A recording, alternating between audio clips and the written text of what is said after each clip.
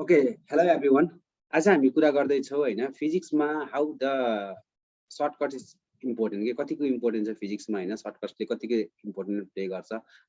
As a whole इन्ट्रान्सको बारेमा कुरा गरौँ। अब इन्ट्रान्सको बारेमा कुरा गर्दा सर्टकट छ जस्तै बायोलोजी जुलोजीमा धेरै नै चाहिन्छ सर्टकट है सबभन्दा बढी चाहिने भनेको तिनीहरुमा सर्टकट लास्टै धेरै चाहिन्छ। तर फिजिक्समा त्यति धेरै सर्टकट भन्दा पनि हामीलाई कन्सेप्ट बढी चाहिन्छ है। तर कन्सेप्ट लगातार पनि हामीले अलिअलि आफूले जानेको सर्टकटहरु यस्तो खाले सर्टकटहरु युज गर्ने कि त्यो एउटा सर्टकटले 4-5 वटा क्वेशन चाहिँ भ्याओस् कि त्यो मोडलको कि त्यस्तो खाले सर्टकटसम्म हामीले गर्न सकिन्छ। नत्र भने त केही कुरा सम्झिनको लागि यो यसरी हो यो यसरी हो भनेर हामी युज गर्ने है। अब त्यो सर्टकटै मात्रै घोकेर चाहिँ हामी नबस्ने किनकि अलिकति बेसिक अन्डरस्ट्यान्डिङ चाहिँ हुनु नै पर्छ। त्यो सर्टकट बिना चाहिँ किनभने टाइममा भ्याउन सकिदैन कि धेरै हुन्छ क्वेशन 50 वटाको फिजिकल क्वेशन गर्न पर्यो भने लाग्छ 2 घण्टा नै। अनि त्यो कसरी भ्याउन सकिन्छ बेसिकबाट गर्नु त्यो अलिकति सर्टकट्स अलिकति ट्रिक र अलिकति अन्डरस्ट्यान्डिङले हामी डाइरेक्ट फर्मुलाहरु एप्रोच गरेर गर्छौं। त्यसकै लागि मैले आज के छ कसरी कस्तो खाले सर्टकटहरु पढ्ने भनेर एउटा भिडियो बनाएको छु। जुन भिडियो छ हाम्रो सर्टकटकै रिलेटेड भिडियो छ तर त्यो एकदम धेरै इम्पोर्टेन्ट। हाम्रो के छ एभरेज भेलोसिटी निकाल्न, एभरेज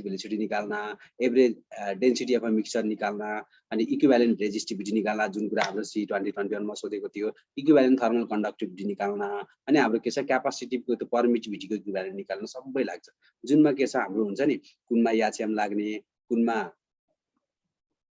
कुन कन्डिसनमा याचेम हुन्छ, कुन कन्डिसनमा याचेम हार्मोनिक मिन, कुन कन्डिसनमा अर्थमेटिक मिन त्यस्तो वाला देखिन्छ नि हामीले इक्विभ्यालेन्ट त्यो सबै मिल्छ एउटै फर्मुला। त्यो फर्मुलाको बारेमा डिस्कसन गरौँ। That was the very simple easy formula छ। त्यो भने के छ म आफैले बनाएको। अब हार्मोनिक बेला कुनमा अर्थमेटिक भनेर विद्यार्थी भाइ बहिनीहरु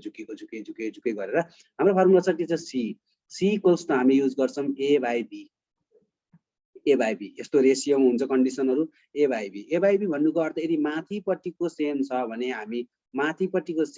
हामी कन्डिसनमा युज गर्छौं हामी हार्मोनिक मिन कि त हार्मोनिक हुन्छ एन्सर कि त अर्थमेटिक हुन्छ एभरेज भेलोसिटी पनि हुन्छ नि त्यो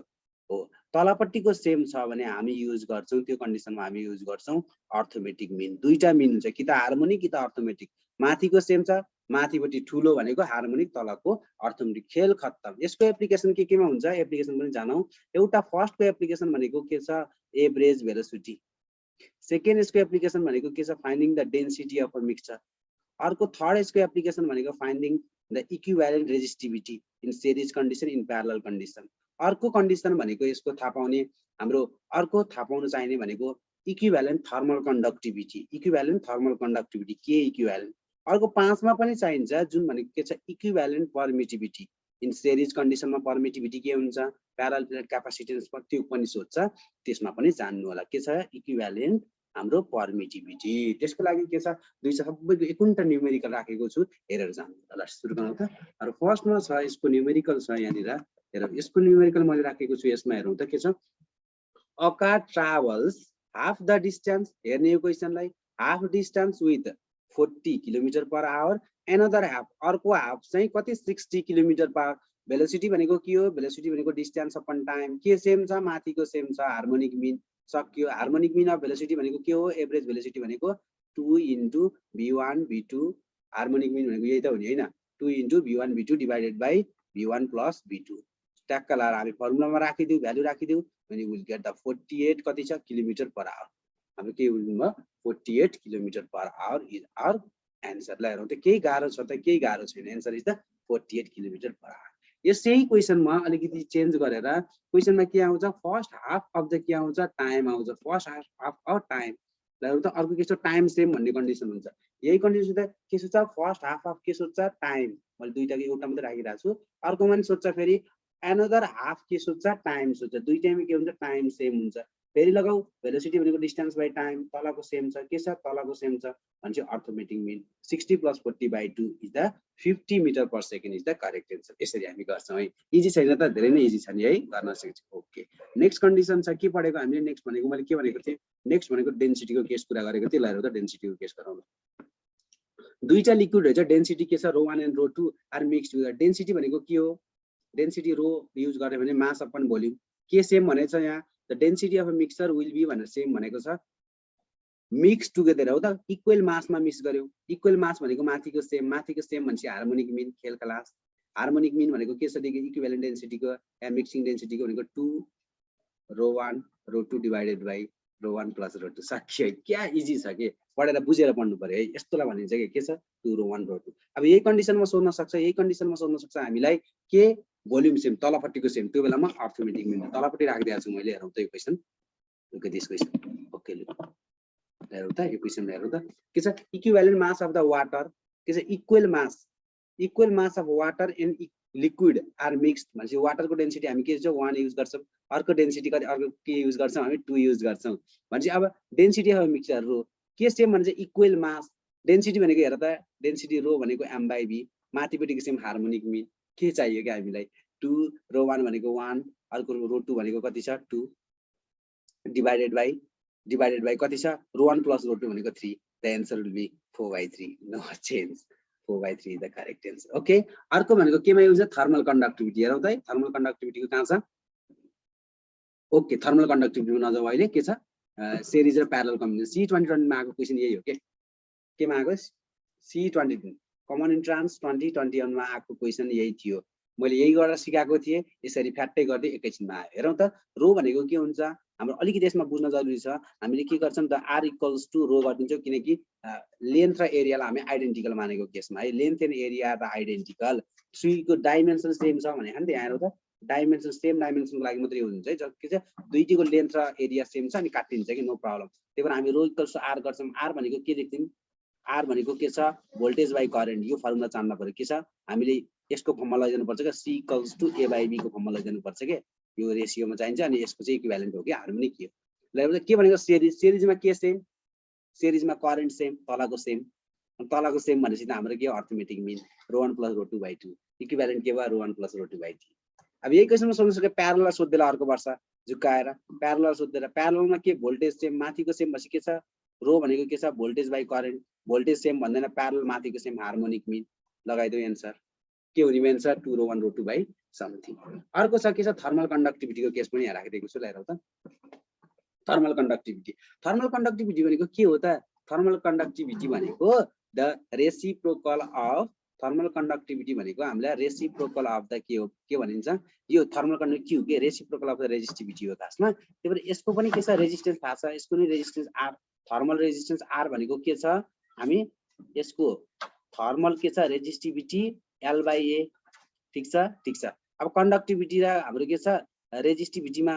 फरक छ छैन छ यो के हो हाम्रो यो रेजिस्टिभिटी हो त्यही भएर r भनेको मैले के लेख्न चाहन्छु 1 अपन के छ के लेखिदिन्छु सो के भनेको मैले के भयो r के भनेको 1 by r अब थर्मल रेजिस्टेन्स भनेको हामी सबैलाई थाहा छ नि त के हुन्छ थर्मल रेजिस्टेन्स r भनेको के छ यतापट्टि टेम्परेचर चेन्ज इन टेम्परेचर हो कि नै के छ temperature gradient or change in temperature dl भन्दा पनि नो प्रब्लम कुनै पनि छैन देन आफ्टर के छ जस्तै अनि यतापट्टि करेन्ट भनेको चेन्ज इन हिट यसलाई चाहिँ हामी करेन्ट भन्छ जस्तै के छ उतापट्टि r भनेको हामी के छन् change in potential difference same as the के छ टेम्परेचर हैन त एनालगस हो त्यही भएर के छ उतापट्टि हिट करेन्ट भनेर यतापट्टि हामी इलेक्ट्रिक करेन्ट भनेको I भन्छौं यो हुन्छ heat current del T upon del H del T upon del H del T upon del H खेल क्लास यही नै बुझ्नु पर्ने हाम्रो सामान्य कन्सेप्ट थियो अनि यो बुझेपछि हामीले r को कन्सेप्ट भयो त्यसैले r भनेको हामी युज गर्छौं डेल H अपन के छ del T del H upon del T अब हामीलाई थाहा छ यो के माथिको करेन्ट हो तलपट्टिको के पोटेन्शियल हो माथिको के छ सिरिज कन्डिसनमा हो माथिपट्टि के हो सिरिज कन्डिसन हो सिरिज हो तलपट्टि के हो प्यारलल कन्डिसन हो किनकि प्यारलल कन्डिसनमा जहिले पनि के हुन्छ प्यारललमा दुईटा वायरलाई के छ दुईटा मेटलहरुलाई प्यारललमा यसरी के छ राखेको छौं भने यो यसको टेम्परेचर डिफरेन्स के हुन्छ सेम हुन्छ कसरी यो इनको टेम्परेचर θ1 यो इनको टेम्परेचर θ2 भनेपछि के छ टेम्परेचर डेल T चाहिँ सेम भयो डेल T सेम भयो भन्दैला कि प्यारलल कन्डिसनमा भन्दैला प्यारलल भने पनि डेल T सेम तलको सेम के भयो अर्थमेटिक मिन माथिको हिट सेम सिरिजमा भन्दैला सिरिजमा के हुन्छ करेन्ट सेम करेन्ट भनेको हिट करेन्ट त्यो भनेको हार्मोनिक मिन यो क्वेशनले के भनेछ त्यो आन्सर जाने ल त equivalent thermal conductivity of bar is भने चाहिँ एउटा कुरा ध्यान दिउ त एउटा कुरा के ध्यान दिउ भने यदि बारलाई यहाँनिर राखिदिउ एउटा बारलाई चाहिँ के छ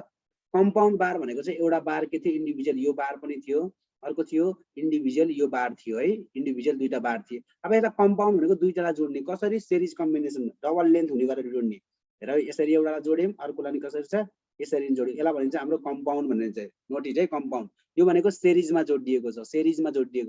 सिरिजमा जोडिएपछि के छ द k इक्वल्स टु के छ del S upon del T सिरिजमा जोडिनु भनेको के हो माथिपट्टि करेन्ट सेम हो माथिपट्टिको सेम भनेपछि हार्मोनिक मिन अफ द यो यसको हार्मोनिक मिन के इक्विभ्यालेन्ट भनेको 2k1 k2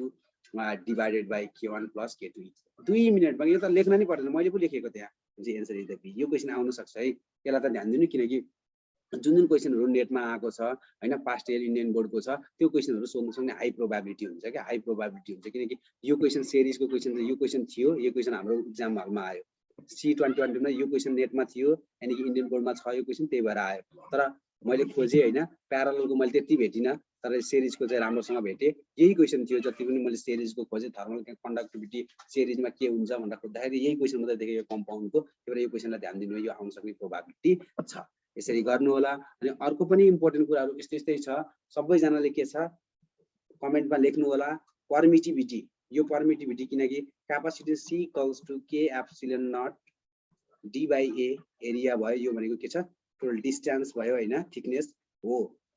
प्यारलल प्लेट क्यापेसिटेन्स को यो D डिस्टेन्स अपार्ट भएको यो एरिया A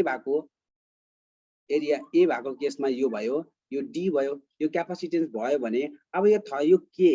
इक्विभ्यालेन्ट प्यारललमा के हुन्छ र यही K इक्विभ्यालेन्ट सिरिजमा के हुन्छ सबैजनाले कमेन्टमा गर्नु होला देन आफ्टर के छ भोलि पनि के छ नेक्स्ट भिडियो आइहाल्छ थ्यांक यू एभ्रीवन यस्तै अरु केको बारेमा चाहिएको छ हैन एक्जाम आउन लागेको छ अब कसरी पढ्ने रिभिजनको बारेमा पनि बनाउँदै छु त्यसको पनि भिडियो आउँदैछ त्यसलाई पनि हेर्नु होला देन कमेन्ट गरिदिनुस् हैन टाइम आइराको छ फेरि भिडियो मात्रै बनाएर तपाईहरुलाई हुन्छ जे चाहिएको छ त्यही अनुसार भन्नुस् हामी त्यही भिडियो म बनाइदिन्छु so that the video will be helpful for you okay thank you